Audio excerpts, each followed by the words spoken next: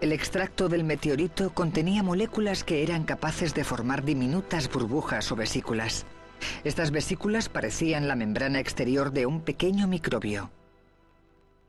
Algunos de los compuestos eran capaces de formar estructuras con membrana, hermosos compartimentos pequeños como células, y entonces propusimos que esta sería una forma en la que podrían haber surgido las primeras células con membrana en los comienzos de la Tierra a partir de estas moléculas.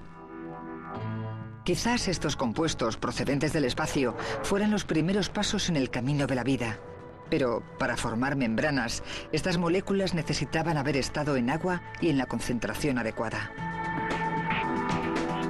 Una idea sobre cómo pudo ocurrir es que cayeran cerca de un geyser en una piscina volcánica caliente.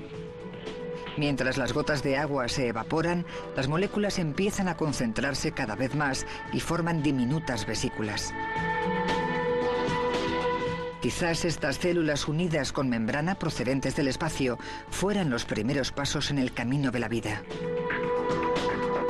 Se trata de la transformación de sustancias químicas inertes en la primera célula viva. Me resulta completamente lógico pensar que este habría sido un proceso común en la formación de los compartimentos y que habría sido el primer paso hacia la vida celular. Pero una simple membrana con forma de burbuja sigue estando muy lejos de ser algo vivo. Los científicos aún tienen que averiguar cómo todos los complejos componentes que constituyen una célula se reunieron para crear el gran nacimiento. En esta ocasión, la respuesta procede de un mundo perdido que no ha sido descubierto durante casi 4.000 millones de años. En 1977, un equipo del Instituto Oceanográfico Woods Hole estaba buscando señales de actividad volcánica en el fondo marino, a unos 2.438 metros bajo la superficie del océano.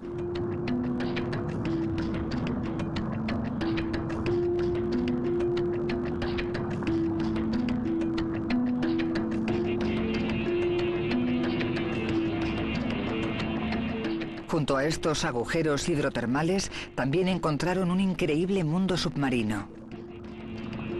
Aislado de la luz solar, estaba repleto de especies de plantas y animales que nunca antes se habían visto. Hasta ese momento, muchos científicos pensaban que todos los ecosistemas vivos dependían de la fotosíntesis. Pero aquí encontraron un entorno único completamente protegido de la luz del sol. Este extraño mundo submarino cautivó al científico del Instituto Carnegie, el Dr. Robert Heisen. Imagina lo excitante que fue descender en submarino a las profundidades del océano, donde la gente pensaba que no había nada, y encuentran estos agujeros hidrotermales, estos lugares en los que brotan fluidos volcánicos en el suelo oceánico. Y no solo eso, porque además de toda esa energía química y calor, hay seres vivos, hay ecosistemas. Está lleno de vida, microbios, parásitos y almejas, y todo tipo de cangrejos extraños y demás seres. Tras buscar en las profundidades marinas, encontraron montones con forma de chimenea que emitían chorros de agua hirviendo. Tuvo el presentimiento de que estos agujeros calientes pudieran producir una interesante combinación química. Quizás pudieron haber producido los elementos esenciales orgánicos de la vida. Hizo un experimento para averiguarlo. Es fácil hacer estos experimentos. Se coge un poco de mineral, un poco de sustancias químicas, las pones en el tubo y lo cierras. Lo sometes a elevadas temperaturas y a altas presiones durante unas horas y después lo abres. Está todo ahí dentro. Y lo que encontró resultó ser mucho más excitante de lo que había imaginado. Cuando hicimos estos experimentos pensamos que no encontraríamos nada demasiado interesante, solo algunas simples moléculas que podríamos analizar y quizás hacer algún informe sobre ellas. Estábamos equivocados. Esto tenía un olor muy intenso. A baja temperatura era como melaza y a una temperatura algo más elevada, aproximadamente 176 grados centígrados. El olor era muy parecido al del whisky. La gente que viniera al laboratorio habría dicho: tíos, os lo debéis estar pasando en grande, ¿qué hacéis? Y lo que estábamos haciendo era crear vida. Este extraño aroma le dio a Heisen la pista de que él también había creado moléculas orgánicas. Una vez más, estas moléculas se juntaron formando diminutas vesículas como membranas. Se comportaban como las moléculas extraídas del meteorito Murchison.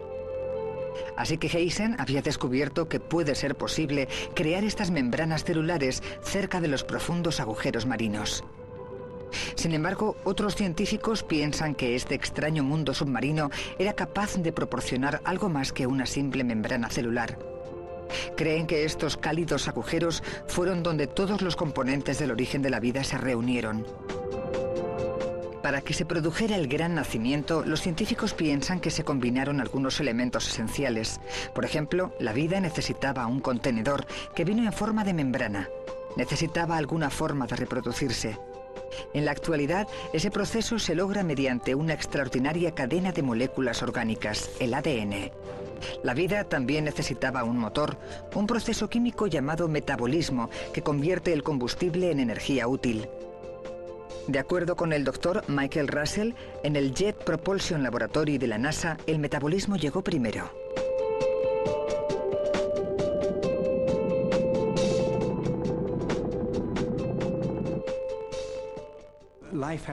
La vida tiene un trabajo que hacer. Lo explicaría de la siguiente manera. Puedes tener un coche moderno con un motor y un ordenador en el interior. Si al coche le quitas el ordenador, sigue funcionando, pero si le quitas el motor y dejas el ordenador, no lo hará. El ordenador es una especie de regulador, pero el motor es lo verdaderamente importante. Así que por eso pensamos que tuvo que existir un motor primero. Y ese motor es el metabolismo. Actualmente, el motor del metabolismo que hace funcionar a todo ser vivo es una reacción química extremadamente compleja. Pero Russell piensa que todos tenemos rastros de la primera y la más sencilla reacción metabólica oculta en nuestras células, como fósiles vivos que señalan hacia dónde comenzó la vida. Podemos averiguar el tipo de sustancias químicas que había en la Tierra en sus orígenes y ver que aún existen en la actualidad. Así que, por ejemplo, en nuestra piel tenemos sulfuro de hierro, y ese pequeño pedazo de roca nos hace recordar de dónde venimos todos. Y según Russell, de ahí es de donde venimos.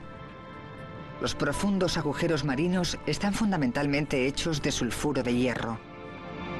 Cree que este y otros compuestos dieron comienzo al metabolismo actuando como catalizadores para permitir que se produjera una reacción entre el hidrógeno gaseoso que salía de los agujeros y el dióxido de carbono disuelto en el agua. Pero finalmente esta simple reacción evolucionó para convertirse en el complejo motor químico del metabolismo. Y finalmente el metabolismo necesitó el ADN porque necesitaba un regulador, necesitaba un ordenador, pero para empezar solo necesitábamos el motor. En algún momento, los motores del metabolismo adquirieron una carrocería, la membrana. La teoría de Russell nos da una idea de cómo una simple reacción química podría haber llevado a la creación de moléculas orgánicas cada vez más complejas. Y finalmente creó la primera célula viva y el resto de la vida en el planeta. Aún quedan muchas incógnitas, pero poco a poco las pistas sobre el origen de la vida están empezando a revelarse.